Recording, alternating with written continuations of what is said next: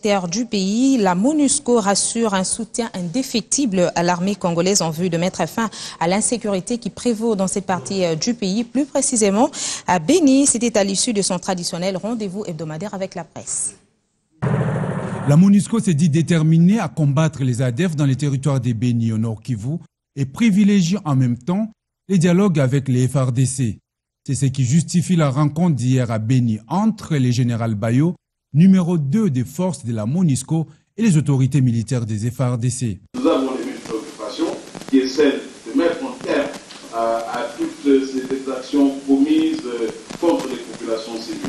Donc sur le terrain à Béni, comme vous le savez, le général Bayo a effectué même une visite hier dans cette région-là, en vue d'évaluer d'abord la situation sécuritaire sur le terrain, mais aussi de rencontrer toutes les autorités militaires congolaises qui sont en train de travailler sur le terrain à Béni, et des réunions, des échanges fructueux ont eu lieu hier à Béni, ce qui va nous permettre de conjuguer nos efforts pour neutraliser ce groupe armé.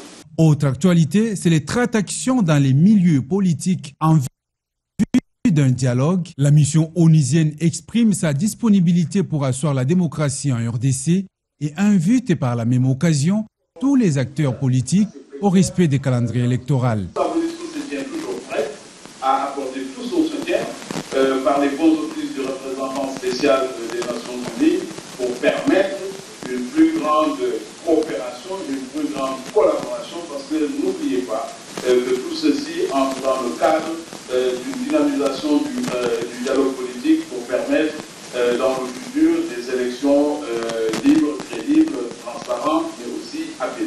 Par ailleurs, la MONUSCO a annoncé l'enregistrement biométrique des réfugiés rwandais présents sur les sols congolais depuis plus de 20 ans en vue de leur rapatriement au Rwanda.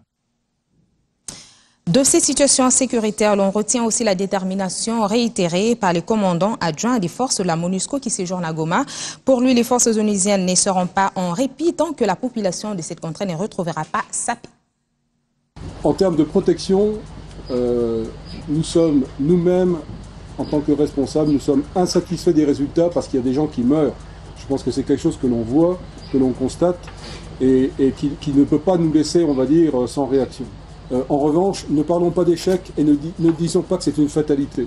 Je pense que les populations de Béni, qui bien sûr ne peuvent pas accepter ce genre de situation, mais aussi tous les responsables, et la MONUSCO a une part de responsabilité, ne peuvent pas se satisfaire, mais surtout, moi en tant que chef militaire, je ne peux pas vous dire que c'est un fait accompli et qu'il y a une fatalité. Au contraire, l'action qui a été entreprise et les résultats obtenus, y compris par les FRDC, pour neutraliser une partie du leadership d'ADF. L'arrestation de leur chef, du chef d'ADF, Jamil, en Tanzanie, sont des événements extrêmement importants. Et ça fait partie de nos objectifs, on va dire, militaires ou sécuritaires, de pouvoir démanteler l'organisation de commandement de ce groupe. Mais ce que les populations attendent ici, c'est qu'on arrête cette tuerie. C'est ça qu'ils attendent. Ils ne vont pas aller voir ce qui se passe en Tanzanie. C'est le problème de leur vie quotidienne. C'est le problème des déplacés que j'ai vus à Samboko, qui sont des milliers sur une population de 6 000 seulement. Vous imaginez dans quelles conditions ils vivent.